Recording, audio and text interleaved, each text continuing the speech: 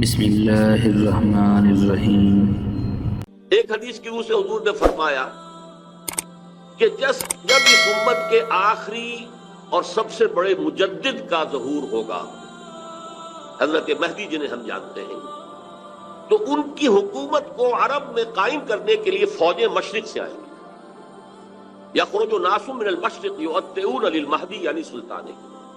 معلوم ہوا کہ عرب کے مشرقی علاقے میں کہیں وہ پہلے نظام قائم ہو چکا ہوگا۔ ایک اور حدیث میں آتا ہے کہ جس میں گویا کہ پیشین گوئی ہے کہ یروشلم مسلمانوں کے ہاتھوں سے نکلا ہوا ہوگا اس وقت جیسے کہ آج ہے۔ حدیث کے الفاظ یہ ہیں کہ یخرج من خراسان رایات سود لا یردھا شیء حتی تنصب بإیلیا، خراسان کے علاقے سے سیاہ پرچم دے کر فوجیں چلیں گی اور یہ پرچم جا کر سیدھے یروشلم میں نصب ہو جائیں گے، کوئی ان لشکروں کا رخ موڑ نہیں سکے گا۔ آج وہ یروشلم یہودیوں کے قبضے میں ہے اور کوئی دن کی بات ہے، اندیشہ ہے کہ مسجد اقصیٰ جو ہے وہ شہید کی جائے، وہ اپنا سیکنڈ ٹیمپل جو ہے بلڈ کرنا چاہتے ہیں، نقشے تیار ہو چکے، ہر چیز اس کے لیے جو ہے پورا اہتمام ہو چکا۔ بہرحال یہ تو اشارات ہیں جو احادیث ہمارے پاس ہے حوالوں کے ساتھ جو اس کے اندر درج ہے۔ اب مشرق میں الحمدللہ کہ ہندوستان بھی مشرقی میں تھا، پاکستان اب مشرق میں ہے، افغانستان مشرق میں ہے۔ خراسان کا لفظ آیا ہے تو خراسان جو ہے حضور کے زمانے میں ایک بہت بڑے علاقے کا نام تھا، جس کا یوں سمجھیے کہ نیوکلیس تو موجودہ افغانستان تھا، کچھ علاقہ پاکستان کا بھی اس میں شامل تھا، جو مالاکنڈ ڈویژن ہے پاکستان کا شمالی، جہاں وہ شریعت کی تحریکیں چلتی رہتی ہیں اور بڑا وہاں پر جو ہے ہنگامہ بھی رہا ہے۔ اور یہ تھوڑا سا علاقہ ایران کا بھی شامل تھا، جو اب بھی خراسان کے پروونس کی حیثیت سے وہ جانا جاتا ہے۔ اور پھر یہ کہ یہ ترکی ریاستیں بھی اس کے اندر شامل تھی، یہ خراسان تھی۔ اس کے بارے میں فرمایا کہ وہاں سے فوجیں جائیں گی۔ اس کے علاوہ ایک حدیث کوئی ہے کہ جس کا حوالہ مجھے نہیں مل سکا، لیکن یہ کہ علامہ اقبال نے چونکہ اس کا اشارہ کیا ہے کہ میرے وطن کو آئی ٹھنڈی ہوا جہاں سے، میرا وطن وہی ہے، میرا وطن وہی ہے۔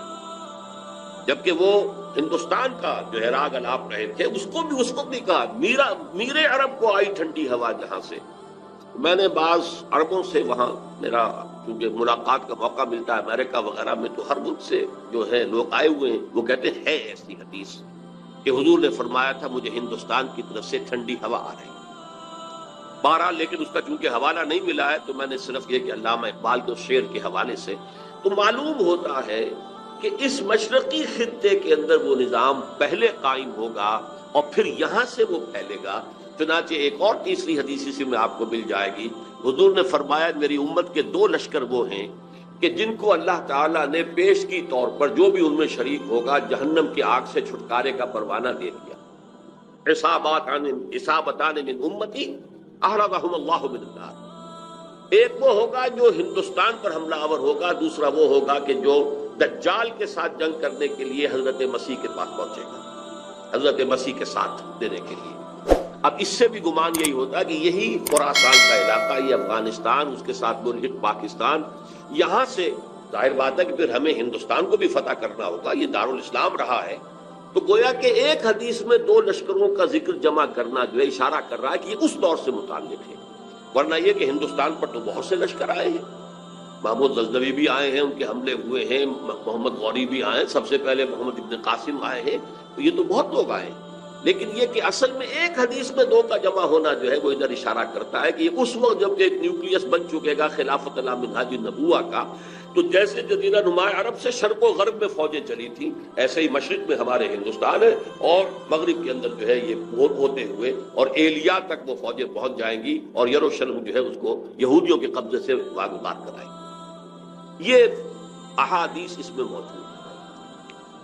لیکن اب جو میرے اس دعوت نامہ جو اب میں جس کا تذکرہ کر رہا تھا اس کا دوسرا حصہ شروع ہوتا ہے۔ ادھر پاکستان اسی مقصد سے حاصل کیا گیا تھا کہ یہاں اسلامی نظام یعنی خلافت قائم کی جائے گی، لیکن ہم اپنی بدعمالیوں کے باعث تاحال مخالف سمت میں سفر کر رہے ہیں، اور اب حالات بتا رہے ہیں کہ تخت یا تختہ کے مصداق یا یہاں خلافت قائم ہوگی اور یہ عالمی خلافت کا نقطہ آغاز بنے گا یا پھر یہ ملک ختم ہو جائے گا۔ گویا اب معاملہ دوڑو زمانہ چال قیامت کی چل گیا والا ہے اور فوری طور پر قبر کسنی لازم ہے۔ اس دعوت نامے کے اس مرکزی حصے کے بارے میں آج اس وقت کچھ ذرا تفصیل سے گفتگو کرنا چاہتا ہوں، اور یوں میں کہہ سکتا ہوں اس وقت کہ سلطنت خداداد پاکستان یا ملت اسلامیہ پاکستان کا ایک مرثیہ ہے جو مجھے کہنا ہے موجودہ حالات کے پیش نظر، لیکن یہ مرثیہ میں قرآن مجید کے الفاظ میں پیش کرنا چاہ رہا ہوں، جس کے لیے تمہیداً میں پہلے آپ کو یہ بتانا چاہتا ہوں، سورہ انبیاء کی ایک آیت ہے، آیت نمبر 10، لَقَدْ أَنزَلْنَا إِلَيْكُمْ كِتَابًا فِيهِ ذِكْرُكُمْ أَفَلَا تَعْقِلُونَ، ہم نے تمہاری جانب ایک کتاب نازل کر دی، اس میں تمہارا ذکر موجود ہے، تو کیا تم عقل سے کام نہیں لیتے، غور نہیں کرتے، سوچ بچار سے کام نہیں لیتے؟ اب اس آیت کا ایک مفہوم تو یہ ہو سکتا ہے کہ ذکر لکم مراد ہو، یعنی تمہارے حصے کی نصیحت، ہدایت، تذکرہ اس قرآن میں ہے، وہ ٹھیک ہے، لیکن ذکرکم اس میں اشارہ ایک اور بات کی طرف بھی آتا ہے کہ یہ جتنے بھی اقوام عالم آئیں گے ان کا ذکر قرآن مجید میں موجود ہے، اور اس کی تائید ہوتی ہے، توثیق ہوتی ہے، تاکید ہوتی ہے ایک حدیث سے، وہ حدیث کے جو قرآن حکیم کی عظمت پر نبی اکرم صلی اللہ علیہ وسلم کے سب سے جامع اور سب سے مفصل بیان پر مشتمل ہے، فصاحت و بلاغت کی معراج۔ حضرت علی اس کے راوی ہیں رضی اللہ تعالیٰ عنہ، کہ حضور نے فرمایا انہا ستکون فتنۃ، عن قریب ایک بہت بڑا فتنہ رونما ہوگا۔ حضرت علی فرماتے ہیں کہ میں نے عرض کیا مل مخرج منہا یا رسول اللہ، اے اللہ کے رسول یہ بتائیے اس سے نکلنے کا راستہ کون سا ہوگا؟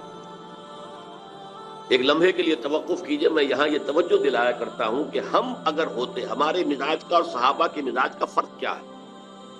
ہم ہوتے تو کیا پوچھتے؟ یہ حضور یہ فتنہ کیوں ہوگا، کب ہوگا، کدھر سے آئے گا، کیسے آئے گا؟ ہمارے تو سوالات یہ ہوتے جو سب معلوماتی نوعیت کی چیزیں ہیں، ان کا کوئی تعلق عمل سے نہیں۔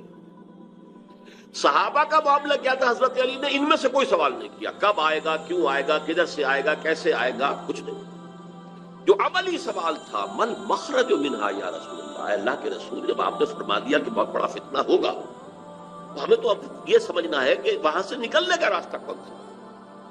بس اس کے جواب میں وہ حدیث ہے کتاب اللہ، تمام فتنوں سے نکالنے والی اللہ کی کتاب، فیہ نبأ ما قبلکم وخبر ما بعدکم وحکم ما بینکم، اس میں تم سے پہلے جو لوگ گزرے ان کے حالات بھی یہ تو سب جانتے ہیں، قوم نوح اور قوم ہود اور قوم عاد، اور نہ معلوم کس کس کا اقوام کا تذکرہ ہے، وخبر ما بعدکم جو تمہارے بعد ہونے والا ہے اس کی خبریں بھی موجود ہیں، وحکم ما بینکم اور جو بھی تمہارے مابین قیامت تک اختلافات رونما ہوں گے ان سب کا فیصلہ بھی موجود ہے۔ بڑی عظیم حدیث ہے، وَهُوَ الذِّكْرُ الْحَكِيمُ وَهُوَ الصِّرَاطُ الْمُسْتَقِيمُ وَهُوَ حَبْلُ اللَّهِ الْمَتِينُ لَا تَنْقَضِي عَجَائِبُهُ وَلَا يَشْبَعُ مِنْهُ الْعُلَمَاءُ وَلَا يَخْلُقُ عَنْ كَثْرَةِ الرَّدِّ، اور آخری الفاظ تو بلاغت کی انتہا ہے، من قال به صدق ومن عمل به اجر ومن حکم به عدل ومن دعا الیہ ہدی الی صراط مستقیم۔ جس نے کوئی بات کہی اس قرآن کی بنیاد پر اس نے سچ کہا،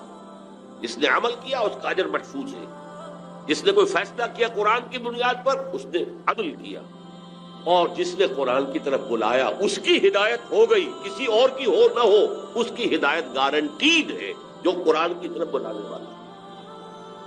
یہ حدیث ہے کہ جس میں خبر و ما بعدکم کے الفاظ موجود ہیں، بلکہ میں تذکرہ کر دوں یہ حدیث ایک اور شان سے وارد ہوئی ہے طبرانی کی معجم کبیر میں، وہاں یہ حدیث اس طور سے آئی ہے کہ حضرت جبرائیل نے حضور سے یہ فرمایا یا محمد امتک بعدک، اے محمد صلی اللہ علیہ وسلم یا آپ کی امت کا آپ کے بعد کیا بنے گا؟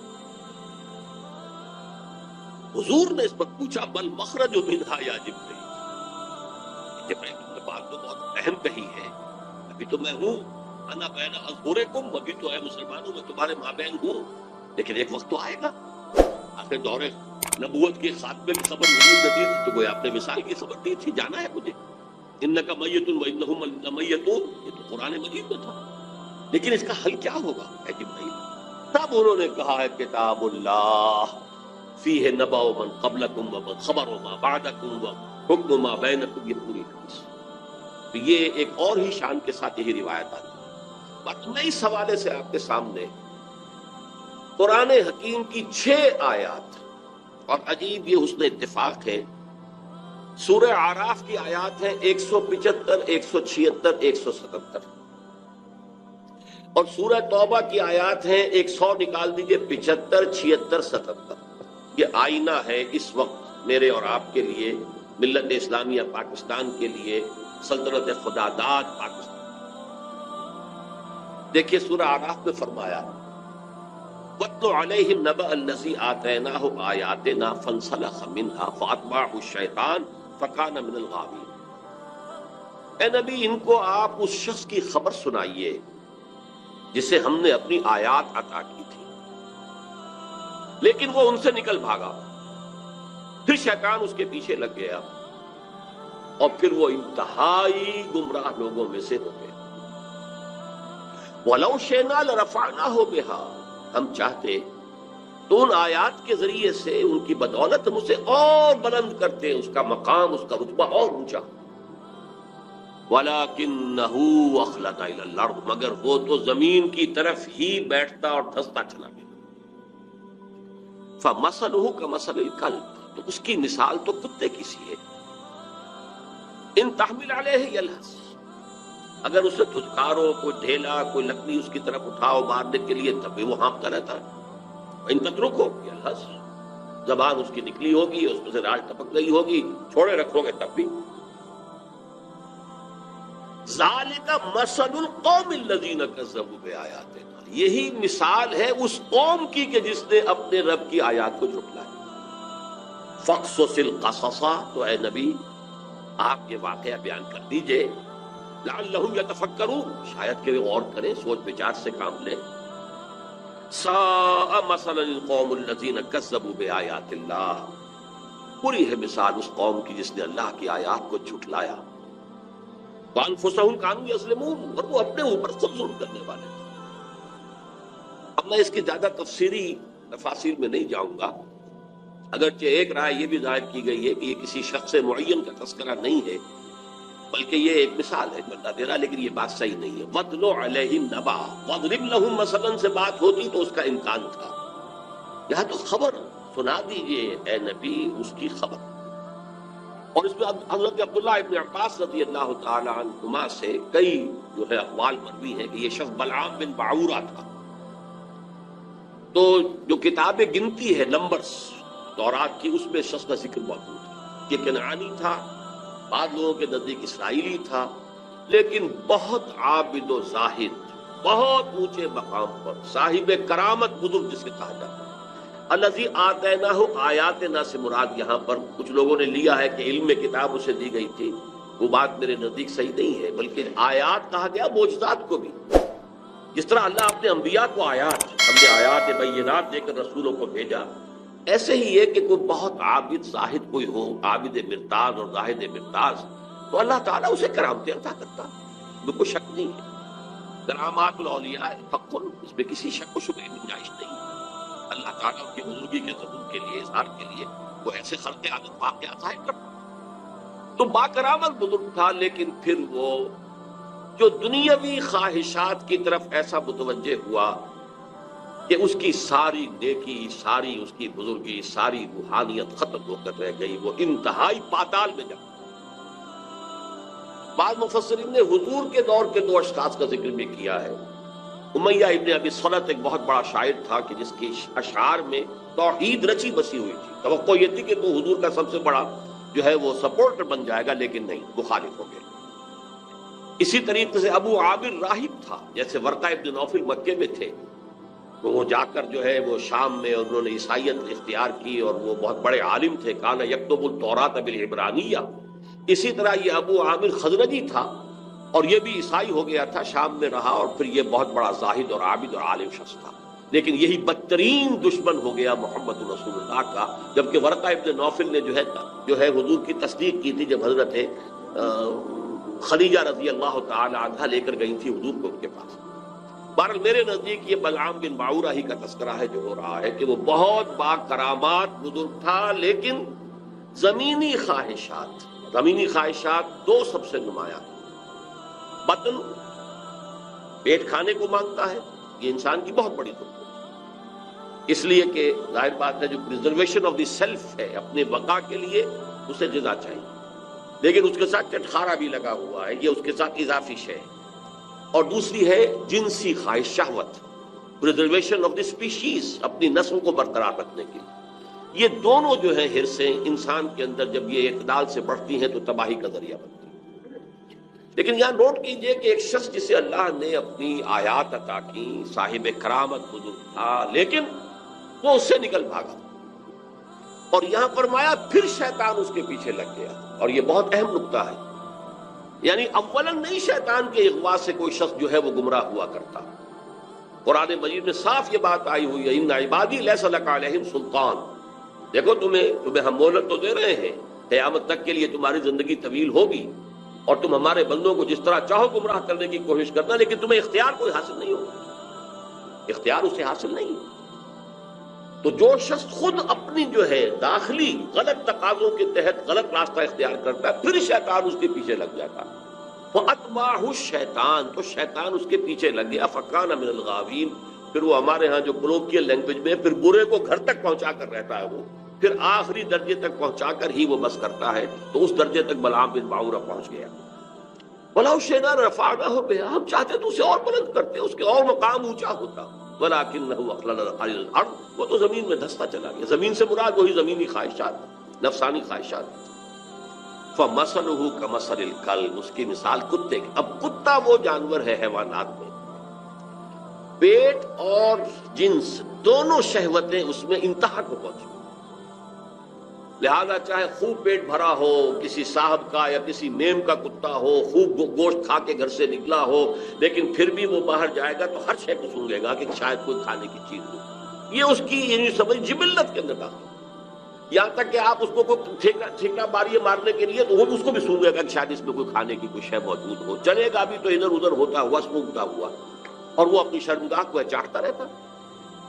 دونوں جو حرصے ہیں اس کے اندر انتہا کی، اور اس کا پھر ظہور کیا ہوتا، زبان ہر وقت نکلی ہوئی ہے، ہانپ رہا ہے، ہر وقت ہانپ رہا ہے، پیٹ بھرا ہو تب بھی ہانپ رہا ہے، اور پیٹ خالی ہو تب بھی ہانپ رہا ہے، تھکا ہوا تب بھی ہانپ رہا ہے، کھڑا ہوا تب بھی ہانپ رہا ہے، زبان نکلی ہوئی ہے اور اس کے اندر سے رال ٹپک رہی۔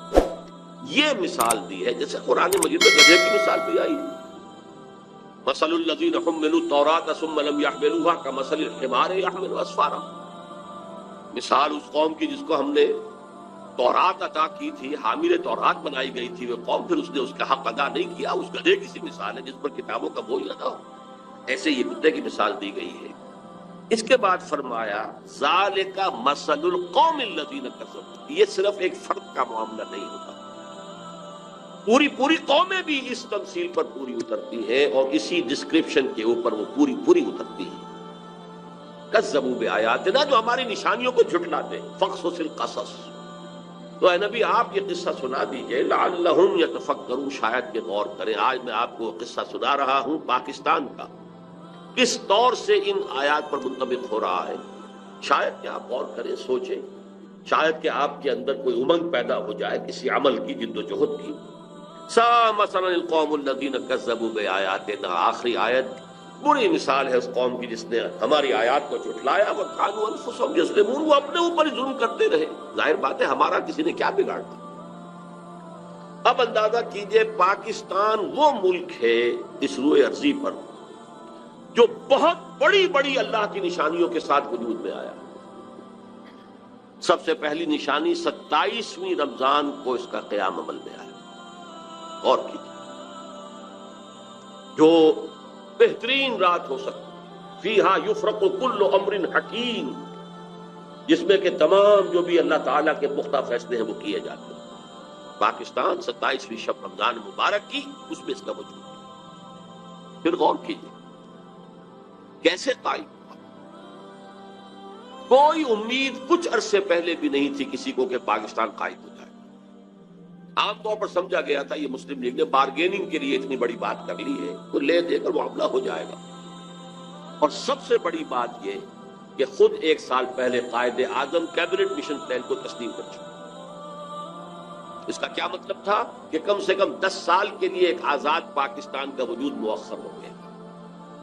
نظری طور پر 10 سال کے بعد امکان تھا، لیکن ایک مرتبہ مرکزی حکومت ایک وحدت کے ساتھ اگر وجود میں آ جاتی تو پنڈت نہرو نے جو کہا تھا سچ تو وہی تھا، نکل جاتی ہے جس کی منہ سے سچی بات مستی میں، اس نے وہ سچ کہہ دیا، جس کی وجہ سے پھر قائد اعظم نے جو تسلیم کر لیا تھا کیبنٹ مشن پلان کو، پھر اس سے آپ نے رجوع کیا کہ اس نے کہہ دیا تھا ایک دفعہ بن جائے پھر کون کسی کو علیحدہ ہونے دیتا ہے۔ اس پر پھر قائد اعظم نے پسپائی کیا، ورنہ اگر وہ خاموش رہتا تو کم سے کم 10 سال تک کوئی امکان نہیں تھا، اور اس 10 سال میں ہندو قوم نے کیا کرنا تھا اس کا آپ تصور بھی نہیں کر سکتے۔ پھر سوچئے پاکستان قائم ہوا، ہندو قوم ہمارے سے کس قدر تعداد میں زیادہ، تعلیم میں زیادہ، دولت میں زیادہ، تنظیم میں زیادہ، کس قدر منظم قوم تھی، کس قدر تعلیم یافتہ قوم تھی، کتنی ان کے اندر ایک یکجہتی موجود تھی۔ پھر کانگریس جیسی جماعت، بہت بڑی جماعت، میں کوئی شک نہیں، بہت بڑی عوامی جماعت، جس کے ساتھ یہ کہ لیڈرز کی سیکنڈ لائن کی یوں سمجھیے کہ ایک بڑی قطار موجود تھی۔ یہ نہیں تھا کہ مسلم لیگ بس ایک بگولے کی طرح ایک تحریک کے طور پر اٹھی ہے، اس نے جو بھی حاصل کر لیا، ورنہ مسلم لیگ اصل میں ایک جماعت کی شکل میں منظم ہو ہی نہیں پائی تھی۔ یہی وجہ ہے کہ پتاشے کی طرح گھل گئی پاکستان میں آتی۔ لیکن یہ کانگریس اور گاندھی جیسا لیڈر، ہم بہرحال اس کے بارے میں جو بھی رائے رکھتے ہوں، لیکن یہ ہندوؤں کا مہاتما اور پوری دنیا کے اندر اس کی ایک عظمت تسلیم کی جاتی ہے۔ اور چند مہینے پہلے اس نے کہا تھا کہ پاکستان سے میری لاش پر بن سکتا ہے۔ ہندو جیسی قوم، گاندھی جیسا لیڈر۔ اچھا، دوسری طرف یہ ہمارے ولی خان صاحب وہ کچھ پچھلے زمانے کے کاغذات نکال کے لے آتے ہیں انڈیا آفس کے، جس سے یہ کہ انگریزوں نے کچھ سپورٹ کی تھی پاکستان کی یا مسلم لیگ کی۔ جب پاکستان بنا ہے، ایٹلی وزیر اعظم ماؤنٹ بیٹن یہاں کا وائس رائے، دونوں قائد اعظم سے شدید نفرت رکھنے والے، پاکستان کے تصور کے دشمن۔ لیبر پارٹی کی گورنمنٹ تھی، کنزرویٹو پارٹی کی گورنمنٹ ہوتی تو کچھ شکوک و شبہات کا موقع تھا، لیکن یہ تو لیبر پارٹی کی حکومت۔ ایٹلی نے جو کچھ لکھا ہے بعد میں وہ سب کے سامنے ہے، اب تو کچھ بھی باتیں نہیں رہی۔ ماؤنٹ بیٹن کی چیزیں بھی سب سامنے آ چکی ہیں، اس کے جس نوعیت کے تعلقات نہرو خاندان کے ساتھ تھے، اب وہ چیزیں بھی کہنے کی بھی نہیں ہے، ورنہ یہ کہ لیڈی ماؤنٹ بیٹن کے ساتھ اس کے ناجائز تعلقات تک کا چرچا موجود ہے۔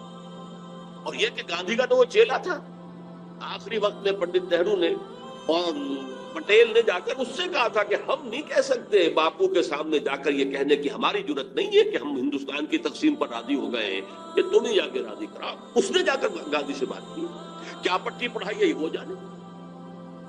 یہ تھے وہ نامساعد حالات جن میں پاکستان کا قیام، اور اس کے اندر جمع کر لیجئے یہ بات کہ 1 سال پہلے مولانا حسین احمد مدنی رحمت اللہ علیہ نے سلہٹ میں یہ کہہ دیا تھا، رمضان مبارک میں پورے 1 سال پہلے، ملأ اعلیٰ میں پاکستان کے قیام کا فیصلہ ہو چکا ہے۔ ملأ اعلیٰ سے مراد فرشتوں کا وہ سب سے اونچا طبقہ ہے، جو اللہ کا مقربین جو ہوتے ہیں، ملائکۃ المقربین، وہ ملأ اعلیٰ سب سے اونچا، وہاں فیصلہ ہو گیا پاکستان کے لیے۔ یہ دوسری بات ہے کہ جب ان سے پوچھا گیا کہ پھر ہم کیوں مخالفت کر رہے ہیں، ہماری پالیسی وہ بدل جانی چاہیے، انہوں نے کہا کہ در حقیقت وہ تکوینی معاملہ ہے اللہ کا، ہمارا کام تکوینیات کے حوالے سے نہیں ہے، بلکہ ہمیں تو اپنی سوچ اور سمجھ سے جو بھی رائے صحیح ہے اسی کے اوپر کام کرنا ہے، لیکن فیصلہ ہو چکا۔ یہ 1 سال پہلے کی بات ہے، اور ایسے شخص کی گواہی ہے جو پاکستان کے ساتھ کوئی متفق نہیں تھا، اگرچہ بعد میں انہوں نے تسلیم کیا، بہت خوبصورتی سے تسلیم کیا۔ جب وہ گئے ہوئے تھے ڈابھیل، اور وہاں کسی شخص نے، یہ پاکستان کے قیام کے بعد کی بات ہے، کسی شخص نے ذرا چھیڑنے کے لیے کہ چلیے مولانا کچھ بولیں گے، پاکستان کے خلاف کوئی دھواں دار باتیں کریں گے، تو کوئی پاکستان کا تذکرہ کیا تو کہ بھائی دیکھو، جب تک کوئی مسجد کہیں تعمیر نہ ہو، تجویز ہو، تو اختلاف ہو سکتا ہے کہ یہاں مسجد کی ضرورت ہے بھی کہ نہیں، پہلے ہی مسجدیں موجود ہیں، یا یہ کتنی بڑی ہونی چاہیے، کس سائز کی ہونی چاہیے، کیا میٹیریل لگنا چاہیے، یہ سب اختلاف ہو سکتا ہے۔ پاکستان کے بننے سے پہلے ہمارا اختلاف تھا، لیکن مسجد بن جائے تو اس کی حفاظت ہر صاحب ایمان کا تقاضا ہے۔ اب پاکستان کی حیثیت بالکل بدل گئی۔ یہ الفاظ مولانا مدنی رحمت اللہ علیہ جو وہاں موجود تھے، مولانا محمد مالک کاندھلوی، رحمت اللہ علیہ، جنہوں نے کہ یہ الفاظ ہماری قرآن کانفرنس میں ایک مرتبہ بیان کی۔ اچھا، یہ ہیں وہ آیات، وہ کرامات جس کے ساتھ پاکستان وجود میں آ رہا ہے۔ ذرا پیچھے چلیے، جب خلافت عثمانیہ کے خاتمے کی سازشیں ہو رہی تھی تو پوری دنیا میں صرف ہندوستان میں تحریک چلی، کہیں اور نہیں چلی۔ وہ سلطنت عثمانیہ بہرحال خلافت کے نام سے تھی، چاہے حقیقت نہیں تھی، وہ ایک ملوکیت ہی تھی، اور اب اس پہ زوال بھی آ گیا تھا، یورپ کا مرد بیمار بھی کہا جا رہا، جو بھی کچھ تھا، لیکن عظمت اسلامی کا ایک سمبل، ایک نشانی تھی، اس کے خلاف سازشیں ہو رہی تھی، اور اس وقت تحریک چلی، صرف ہندوستان میں کہیں بھی نہیں چلی، پوری دنیا میں کہیں بھی نہیں، بلکہ عربوں نے تو بغاوت کی ترکوں کے خلاف، اور اصل میں تو انہی کی بغاوت کے نتیجے میں یہ سارا معاملہ ختم ہوا۔ لیکن ہندوستان میں وہ تحریک چلی، اور ایسے زور شور کے ساتھ چلی، بولی اماں محمد علی کی جان بیٹا خلافت میں دے دو، پورا ہندوستان گونج گیا۔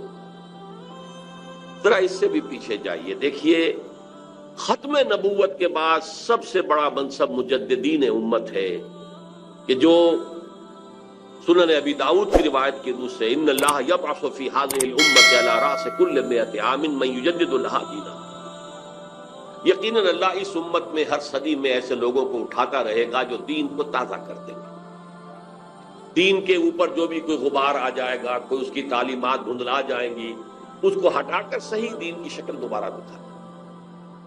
1000 برس تک سارے مجددین امت عالم عرب میں آئے، عمر بن عبدالعزیز سے چلیے اور امام ابو حنیفہ گنتے چلے جائیے، شیخ عبد القادر جیلانی، امام غزالی، امام ابن تیمیہ، سب وقت 11ویں صدی کا مجدد اعظم شیخ احمد سرہندی ہندوستان، 12ویں صدی کا مجدد اعظم شاہ ولی اللہ دہلوی ہندوستان، 13ویں صدی کا مجدد اعظم سید احمد بریلوی ہندوستان، 14ویں صدی کا مجدد اعظم شیخ الہند نصیر مالٹا ہندوستان، اور مزید برآں علامہ اقبال جیسا مفکر، مولانا مودودی جیسا مصنف، مولانا الیاس جیسا مبلغ پوری دنیا میں کہیں نظر نہیں آتا۔ ان کی تحریکیں جو ہے پوری دنیا میں چھا گئی، سلسلہ نقشبندیہ مجددیہ پوری دنیا میں چلا گیا، پورے ٹرکش بیلٹ میں وہی ہے، وہ امام شامل ہوں یا اس وقت جو چیکنیا کے معاملات ہیں، یا پورے ترکستان کے اندر یہی ہے، خود یہ افغانستان کے اندر وہی سلسلہ نقشبندیہ مجددیہ، ان کے صدر بھی تھے مجددی۔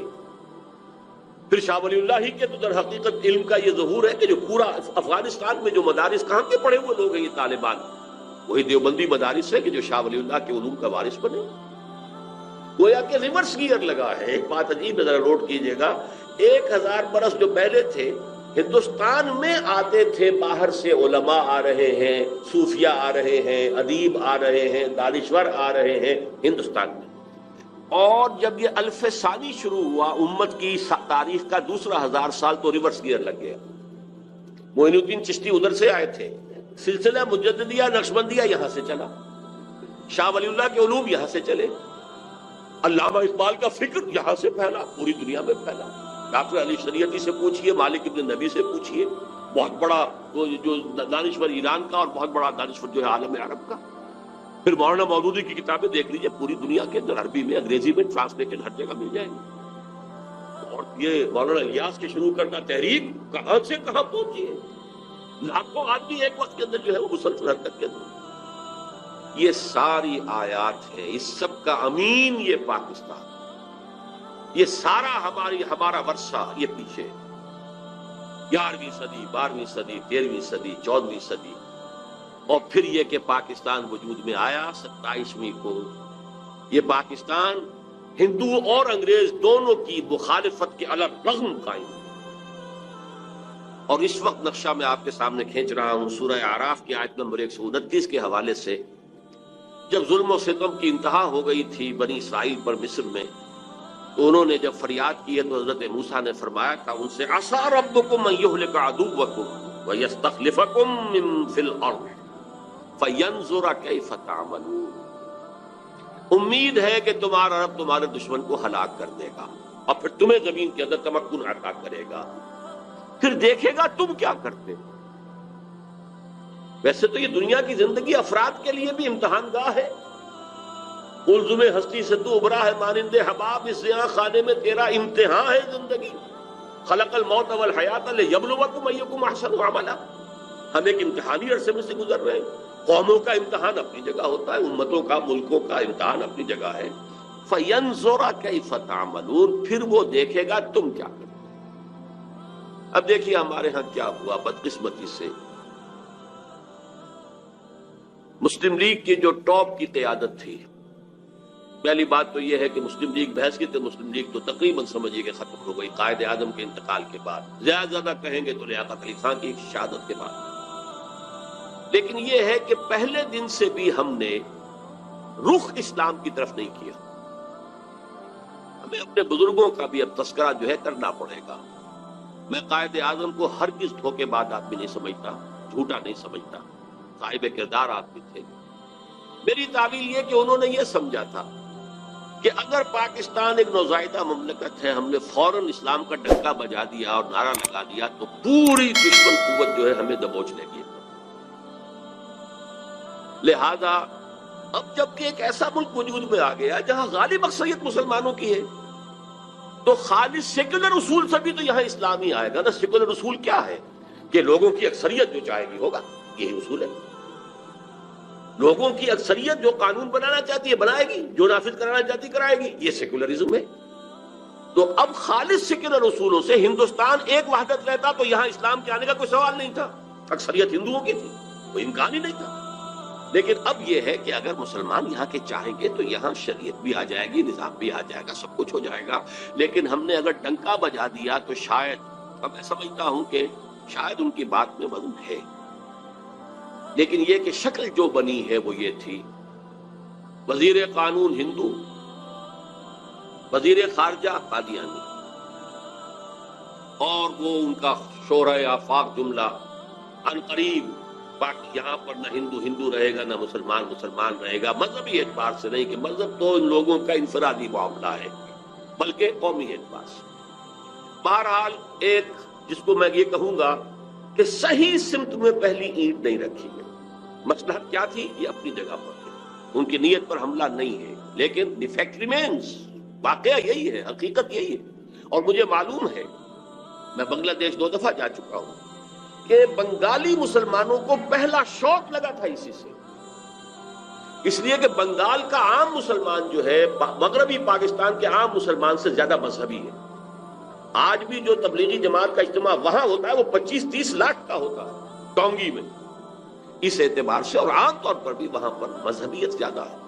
ایک شوق لگا، اور اس کے بعد جو ہے پھر جو ہے وہ مسلسل چیزیں جو ہے وہ پھر جو لینگویج کوسچن تھا وہ تو سیکولر لوگوں نے اٹھایا تھا، لیکن مذہبی لوگوں کو بھی شوق جو ہے اس سے پہنچا. لیکن یہ کہ الحمدللہ کہ اس کے بعد مولانا مودودی کی ایک تحریک پر جو انہوں نے اسی لاہور شہر سے شروع کی تھی اپریل 1948 سے، کہ اب چونکہ پاکستان اسلام کے نام پر بنایا گیا لہذا یہاں پر اسلامی دستور بننا چاہیے، مطالبہ شروع کیا. ڈاکٹر اسرار احمد رحمہ اللہ اور پھر مسلم لیگی عناصر نے بھرپور مدد کی، جن میں سب سے زیادہ کروشل رول پلے کیا ہے مولانا شبیر احمد عثمانی رحمۃ اللہ علیہ نے. وہ تو مسلم لیگ کے تھے، جماعت اسلامی کی تو نہیں تھی. اور قرارداد مقاصد پاس ہو گئی تو گویا کہ ایک اور معجزہ جو ہے کہ جس وقت دنیا میں ڈنکا بج رہا تھا سیکولرزم کا پوری دنیا میں، 10.5 کروڑ عوام کی اسمبلی نے کہا کہ ہم اللہ کی حاکمیت کا اقرار کرتے ہیں، اپنی حاکمیت کا دعویٰ نہیں کرتے. We wash our hands off the claim to sovereignty. Sovereignty belongs to Allah. سروری زیبا فقط اس ذات بے ہمتا کو ہے، حکمراں ہے ایک وہی باقی بتانے آزاد. میرے نزدیک یہ بھی معجزہ ہے، آیات میں سے، آیات الہی میں سے. پھر جب کچھ لوگوں نے، سیکولر مائنڈڈ لوگوں نے شور مچایا کہ کس کا اسلام ہوگا یہاں پر، شیعہ کا، سنی کا، دیوبندی کا، بریلوی کا، تو تمام مسالک چوٹی کے علماء نے 22 نکات دستور سازی کے متفق علیہ دے دیے. یہ ایک اور معجزہ. اس کے بعد ایک بہت بڑا بلنڈر ہوا. دینی جماعتوں نے یہاں کشاکش اقتدار میں شریک ہو کر انتخابات میں آ کر اسلام کو ایک پارٹی ایشو بنا کر اور بیڑا غرق کیا. لیکن یہ کہ بہرحال اس کی داستان باقی میں بیان نہیں کرنا چاہتا. نتیجہ جو نکلا، غلطی کس کی تھی، کتنی تھی، کوتاہی کس کی تھی، کتنی تھی، لیکن نتیجہ یہ ہے کہ آج ہم بیٹھتے چلے گئے زمین کی طرف. آج 52 برس گزرنے کے بعد 27 برس پہلے تو ہماری پیٹھ پر ایک کوڑا پڑ گیا، ملک دو لخت ہوا، 93,000 ہمارے قیدی ہندو کے ہاتھ میں گئے، جن پر کہیں 600 کہیں 800 کہیں 1000 برس حکومت کی تھی۔ ہمارے جرنیل نے اپنا ریوالور پیش کیا اپنے ہاتھ سے، ذلت کی انتہا۔ لیکن اس کے بعد سے ہوتے ہوتے آج ہم کہاں پہنچ گئے؟ دیوالا ہمارا نکلا ہوا ہے، ہماری جان IMF کی مٹھی میں ہے، امریکہ ہمارا بلجاؤ ماوا ہے، جو کچھ کارگل میں ہوا ہے ذلت کی انتہا ہو گئی۔ اگرچہ آرمی چیف اب بھی کہہ رہا ہے کہ وہ ایک بہت بڑا جو ہے عسکری فتح تھی، پھر ہوا کیا ہے؟ اس کا مطلب یہ کہ ہم نے ڈکلیئر کر دیا کہ ہم بھارت کے مقابلے میں کھڑے ہونے کے اہل نہیں ہیں، ہم بھارت سے جنگ نہیں کر سکتے۔ ضربت علیہم الذلۃ والمسکنۃ وباؤوا بغضب من اللہ، یہ حال اس قوم کا آج ہو گیا ہے۔ نظام جو کا تو وہی سودی نظام، وہی سارے معاملات، وہی جاگیرداری جو انگریز چھوڑ دیتے ہیں۔ ہاں اگر کوئی اضافہ ہوا ہے تو بے پردگی میں، فحاشی میں، عریانی میں اضافہ ہوا، باقی سب کچھ وہی۔ قوم قومیتوں میں تقسیم ہو گئی، ہانپ رہا ہے کتے کی طریقے سے، ہانپ رہا ہے پورا ملک۔ ہانپتا کانپتا ہمارا وزیر اعظم پہنچا ہے واشنگٹن، اور جا کر جو اس نے ملاقات کی ہے اور خود ریکویسٹ کر کے بڑی مشکل سے، جبکہ وہی جو ہے صدر واجپئی کو بلا رہا ہے، وہ کہتا میں نہیں آ رہا۔ یہ حال ہمارا ہو گیا، یہ بے عزتی، یہ توہین، یہ تسلیم، اور جان ان کی مٹھی میں ہے، جو چاہے وہ کرے، جو چاہے ہم سے کروا لے۔ ہمارے اپوزیشن لیڈر ہو تو وہیں کے طواف کرنے والے، معلوم ہوتا ہے کہ ہم تو امریکہ کی ایک ریاست، بلکہ یوں کہیے کہ کالونی بن گئے، ہماری کوئی حیثیت ہی نہیں۔ یہ ہے صورتحال جو آج ٹھیک منطبق ہو رہی ہے پاکستان۔ وَاتْلُ عَلَيْهِمْ نَبَأَ الَّذِي آتَيْنَاهُ آيَاتِنَا فَانسَلَخَ مِنْهَا فَأَتْبَعَهُ الشَّيْطَانُ فَكَانَ مِنَ الْغَاوِينَ وَلَوْ شِئْنَا لَرَفَعْنَاهُ بِهَا وَلَكِنَّهُ أَخْلَدَ إِلَى الْأَرْضِ فَمَثَلُهُ كَمَثَلِ الْكَلْبِ إِنْ تَحْمِلْ عَلَيْهِ يَلْهَثْ أَوْ تَتْرُكْهُ يَلْهَث فَاقْصُصِ الْقَصَصَ ذَلِكَ مَثَلُ الْقَوْمِ الَّذِينَ كَذَّبُوا بِآيَاتِنَا فَاقْصُصِ الْقَصَصَ لَعَلَّهُمْ يَتَفَكَّرُونَ۔ میرے اور آپ کے لیے لمحہ فکریہ ہے، رونے کا مقام۔ میں مرثیہ کا لفظ میں نے اس لیے استعمال کیا، آج ہم کہاں پہنچ گئے؟ اگرچہ جب تک سانس تب تک آس، جب تک اللہ مہلت دے رہا ہے اسے ہم غنیمت سمجھیں اور کمر ہمت کسیں دوبارہ کچھ کرنے کے لیے، ورنہ یہ کہ حالات جہاں تک پہنچ گئے ہیں، اب میں زیادہ وقت نہیں لینا، کون نہیں جانتا۔ کوئی دن جاتا ہے کہ جس دن آپ کے اخبار میں خبریں نہ ہوں خودکشیوں کی، بھوک کی وجہ سے، افلاس کی وجہ سے۔ یہ ملک جس کو اللہ نے کیا کیا نعمتیں عطا کی، یہ ملک جو ابتدائی سالوں میں کتنا خوشحال تھا، یہ ملک کے جو سیاح آتا تھا ہندوستان سے، وہ کہتا تھا کہ ہم ایک پسماندہ ملک سے ایک ترقی یافتہ ملک میں آ گئے، اور جو یہاں سے ادھر جاتا تھا وہ کہتا تھا ترقی یافتہ ملک سے ایک پسماندہ ملک میں آ گئے۔ آج حال کیا ہے؟ مشرقی پنجاب کے اندر تمام فارمرز کے لیے بجلی مفت، صرف مشرقی پنجاب کافی ہے پورے ہندوستان کو فیڈ کرنے کے لیے۔ ہمارا کیا حال ہے؟ ہمارے کھیت سوکھے رہتے ہیں، بجلی کا بل کون ادا کرے گا؟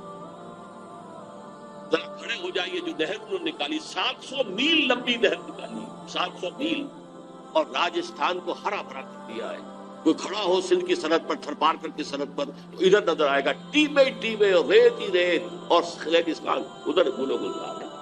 700 میل لمبی اور سیمنٹ لائن، پوری کی پوری نہر 700 میل کی جو ہے وہ کنکریٹ کے لائننگ کے ساتھ ہے، جس سے نہ سیپیج ہوگا، نہ اس سے جو یہ زمین کا جو کی خرابی پیدا ہوتی ہے، کوئی کلر ہو، کچھ نہیں ہو۔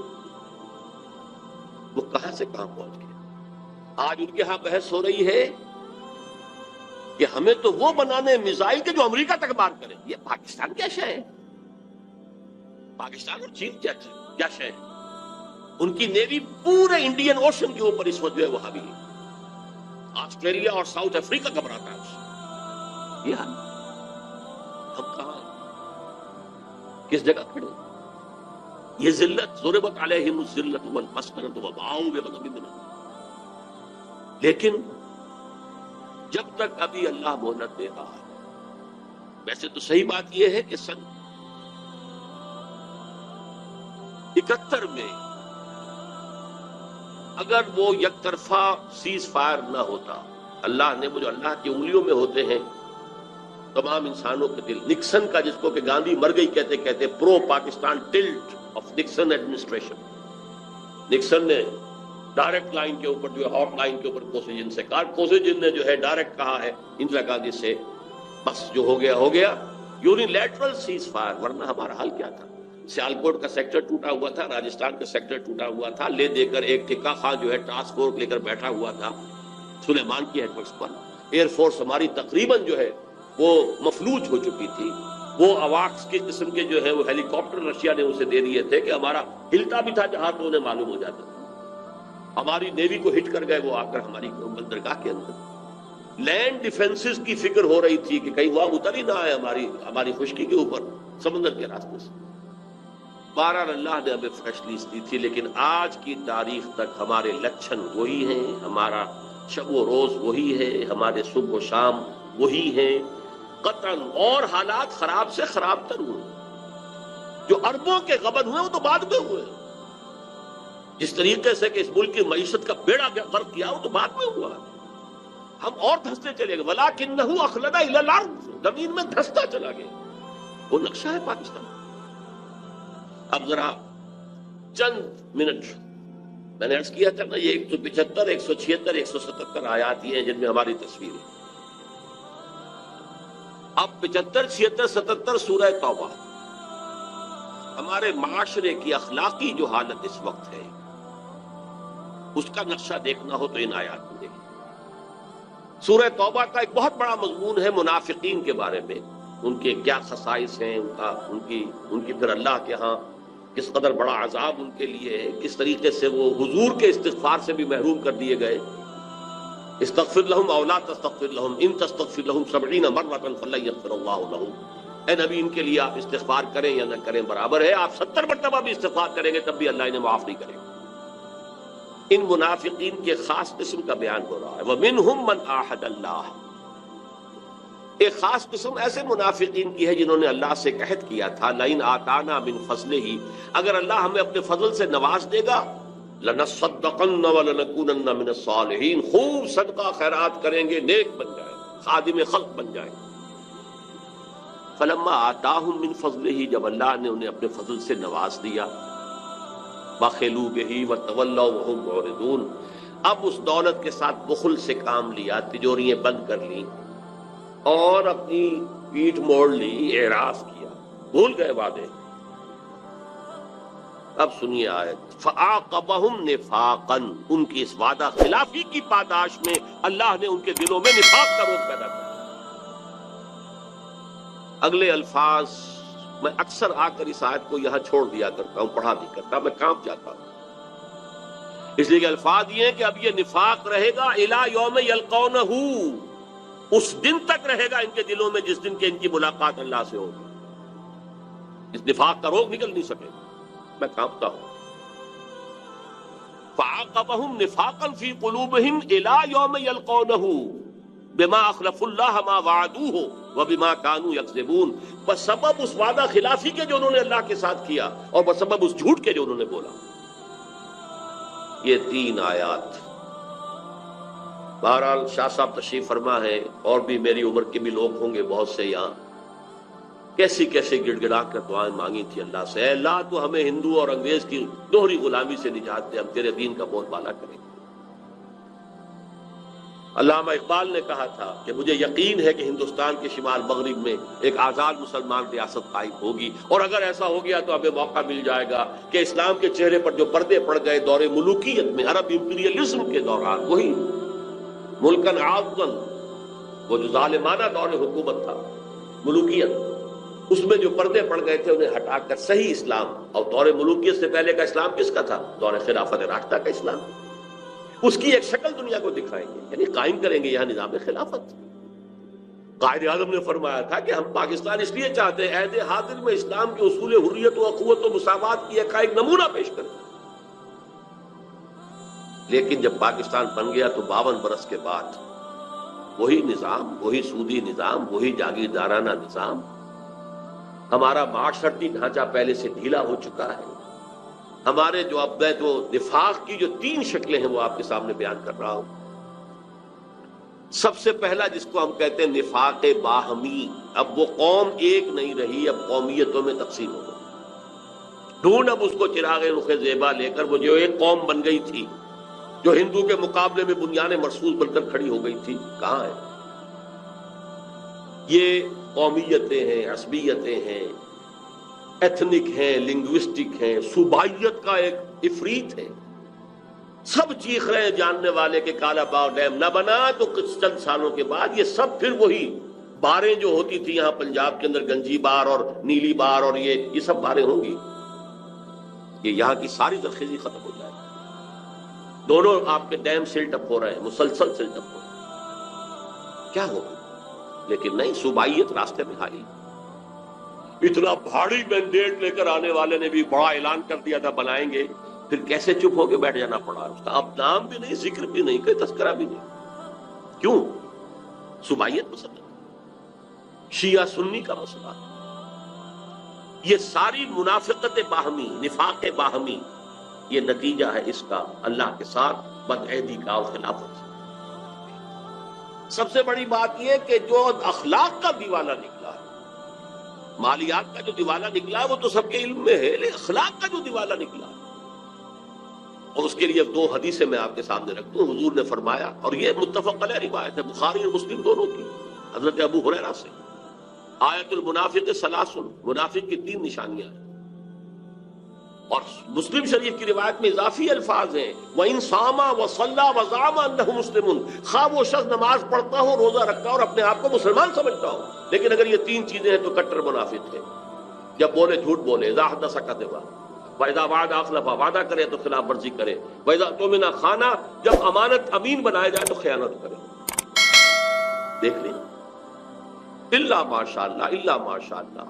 جو قوم کی اکثریت کا حال ہے وہ یہ ہے کہ جو جتنا بڑا ہے اتنا ہی بڑا جھوٹا، اتنا ہی بڑا وعدہ خلاف، اتنا ہی بڑا خائن اور غبن کرنے والا. اربوں کے غبن ہے. اب تو جاننے والے بتاتے ہیں کہ 32 بلین کا ہم پر قرض ہے اور 60 بلین ہمارا جو ہے باہر گیا ہوا،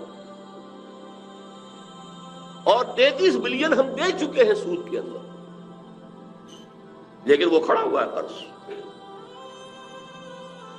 اخلاق کا دیوالہ نکل گیا. دوسری حدیث میں عبداللہ ابن عمرو بن العاص سے ہے، وہ بھی متفق علیہ ہے.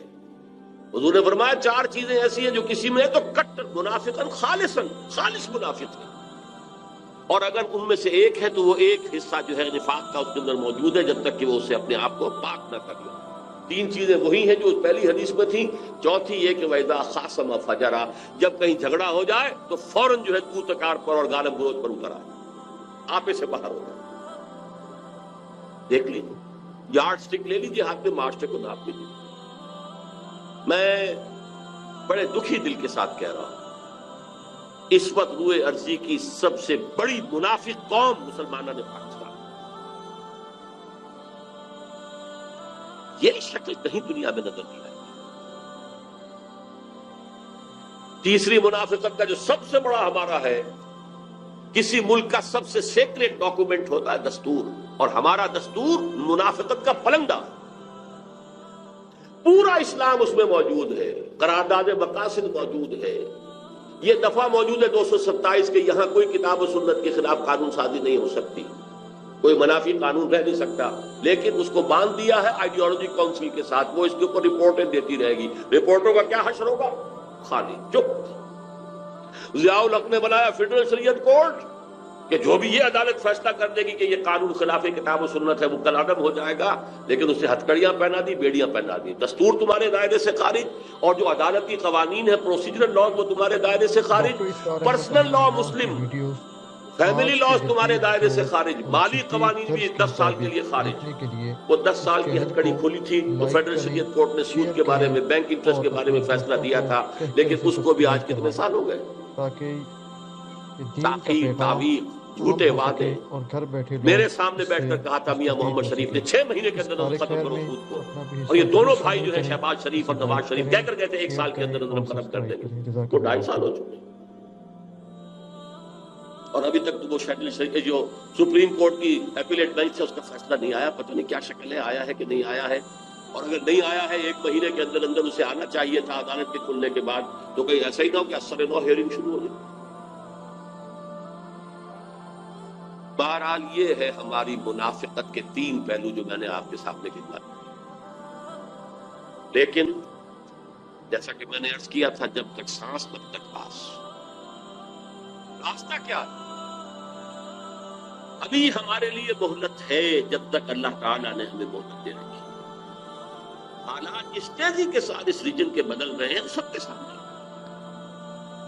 امریکہ فیصلہ کن طور پر اب بھارت کی پشت پر ہے, ہم سے اسے کوئی سروکار نہیں رہا سوائے ڈانٹنے کے, ڈپٹنے کے.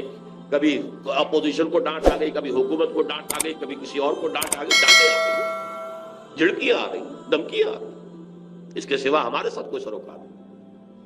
ابھی جو وہاں ملاقاتیں ہوئی ہیں فورن منسٹرز کے ساتھ, تو میڈلن البرائٹ کا جو رویہ تھا ہندوستان کے وزیر خارجہ کے ساتھ اور جو ہمارے وزیر خارجہ کے ساتھ, زمین و آسمان کا. ان کو کاؤنسلنگ ہو رہی ہے. ان کے لیے جو ہے پھر یہ آج کی جو خبر ہے وہ یہ ہے کہ اب زیادہ مضبوط حکومت بی جے پی کی بن سکے گی.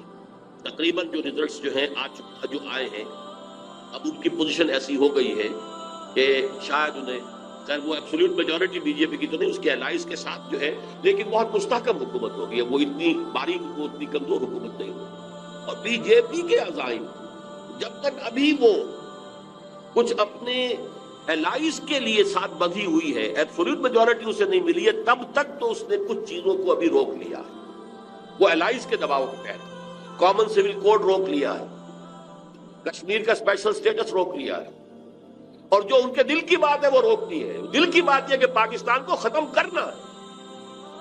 لیکن یہ کہ ان کے انڈیویجول تو زبانوں پر آنا شروع ہو گیا. آج تک کئی 50 برس میں کسی نے یہ نہیں کہا تھا جو اب کہا جا رہا. جو رخ ہے دنیا حالات کا, اس کو اسے پہچانیے.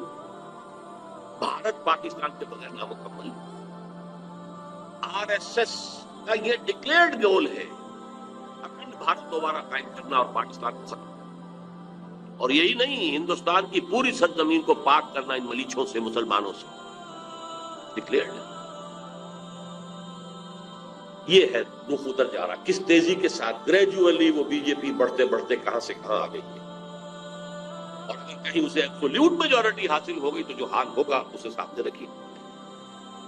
لیکن جب تک ایسا نہیں ہے, یہ بریدنگ سپیس اللہ تعالیٰ جب تک ہمیں دے رہا ہے, اگر ہم کمر ہمت کسیں گے تو کچھ ہوگا.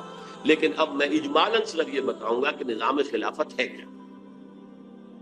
اس لیے کہ جیسا کہ آپ کے سامنے آ چکا ہے, میں نے یہاں 4 لیکچرز دیے تھے غالباً جنا ہال میں. نظام خلافت حقیقت میں کیا ہے, جب تک نبوت کا سلسلہ جاری تھا اس وقت تک کیا تھا, ختم نبوت کے بعد اس کی شکل کیا ہے جو خلافت راشدہ میں بنی, اب اس کی شکل کیا ہو. عبدالرزاق صاحب نے تو صرف وہی ذکر کیا ہے کہ اب اگر نظام خلافت قائم ہوگا تو اس کا سیاسی نظام کیا ہوگا, معاشی نظام کیا ہوگا اور سماجی نہیں. میں نے تو اس سے اصولی بحث کی. خلافت اصل میں اسے کہتے ہیں کہ اللہ کی زمین پر اللہ کی حکومت ہو. اللہ جو ہے براہ راست حکومت نہیں کرتا. جب تک نبوت جاری تھی جو انبیاء ہوتے تھے وہی اللہ کے خلیفہ ہوتے تھے, اس لیے کہ ان کے پاس حکم آ رہا ہے. جیسے وائس رائے ہوتا تھا دہلی میں بیٹھا ہوا, ہمارا بادشاہ یا ہماری ملکہ تو انگلستان میں ہوتی تھی, وائس رائے ہوتا تھا. یہاں ان دونوں کے درمیان ربط کیا تھا, جو حکم وہاں سے آئے گا ہز میجسٹیز گورنمنٹ, ہر میجسٹیز گورنمنٹ کا, وہ تو اسے نافذ کرنا ہے وائس رائے کو, اس میں چور و چرا نہیں کر سکتا. جہاں کوئی حکم وہاں سے نہیں آیا, یہاں لوکل اپنے حالات کو دیکھ کر جو بہترین اس کی رائے بنے گی اپنے ججمنٹ, اپنے اجتہاد سے فیصلہ کر سکتا ہے. یہ خلافت ہے, یہ وائس ریجنسی ہے. ہمارے لیے تو بہت آسان ہے کہ 1947 سے پہلے جو نظام تھا تقریباً 100 برس جو رہا ہے وہ کیا ہے, 90 برس نظام رہا 1857 سے 1947 تک. اس سے پہلے تو ایسٹ انڈیا کمپنی تھی, لیکن اس کے بعد 1857 کے بعد سے یہ خلافت کا نظام تھا. تو جب تک نبوت چل رہی تھی نبی ہی نمائندہ تھا, تو نبی ہی خلیفہ تھا. اسی لیے کہا گیا یا داؤد انا جعلناک خلیفۃ فی الارض, اے داؤد ہم نے تمہیں زمین میں خلافت عطا کی. جو حکم ہمارا آئے گا اس کو نافذ کرو، بات ختم ہو گئی۔ جہاں ہمارا حکم نہیں ہے اپنا بہترین ججمنٹ استعمال کرو۔ فَحْكُمْ بَيْنَ النَّاسِ بِالْعَدْلِ، لوگوں کے درمیان عدل سے کام کرو۔ جب تک نبی، اسی لیے ایک حدیث میں ہے کہ کانت بنو اسرائیل تسوسہم الانبیاء کلما ہلک نبی خلقہ نبی، 1400 برس تک تقریباً تار ٹوٹا ہی نہیں بنی اسرائیل میں کوئی نہ کوئی نبی ہر وقت موجود رہا۔ بنی اسرائیل کے سیاسی معاملات، قومی معاملات انبیاء کے ہاتھ میں ہوتے تھے۔ جیسے ہی کسی نبی کی ہلاکت ہوتی تھی دوسرا نبی اس کی جگہ ہو جاتا تھا۔ حضرت داؤد کا فوت ہوئے، حضرت سلیمان، وہ بھی نبی تھے، یہ بھی نبی تھے، یہ بھی خلیفہ تھے، وہ بھی خلیفہ تھے۔ چنانچہ جو مدینے میں پہلی ریاست بنی ہے اور جو پھر پورے جزیرہ نما عرب کو محیط ہو گئی 10 سال کے اندر اندر، اس کا خلیفہ کون تھا؟ خلیفہ تھے محمد الرسول اللہ صلی اللہ علیہ وسلم۔ یہ لفظ آپ کے لیے استعمال نہیں ہوتا، لیکن ظاہر بات امیر المومنین کون تھے اس وقت؟ محمد الرسول اللہ صلی اللہ علیہ وسلم۔ خلیفہ کون تھے؟ جیسے داؤد خلیفہ تھے، محمد الرسول اللہ خلیفہ۔ اللہ کا جو حکم آیا آپ نے نافذ کیا، جہاں حکم نہیں آیا اپنی ثوابیت سے فیصلہ کیا۔ البتہ جب حضور پر نبوت ختم ہو گئی، اب اجتماعی خلافت کا دور شروع ہوا۔ اب کسی کے پاس ڈائریکٹ جو ہے وہ اللہ کے ساتھ لنک جو ہے کہ وہاں سے حکم آ رہا ہو، وہی کے ذریعے سے وہ ختم ہو، کھڑکی بند ہو گئی وہی کی۔ یہ اللہ کی کتاب ہے تمہارے پاس، یہ نبی کی تمہاری سنت ہے تمہارے پاس، گو ہیڈ، دو آنکھوں سے اپنا راستہ دیکھو اور اجتہاد کرتے ہوئے آگے بڑھو۔ اور اب خلیفہ چنا جائے گا مسلمانوں میں سے۔ اب یہ ایسے ہی اسلامک ویڈیو کے لیے ہمارے چینل کو سبسکرائب کریں اور لائک کریں۔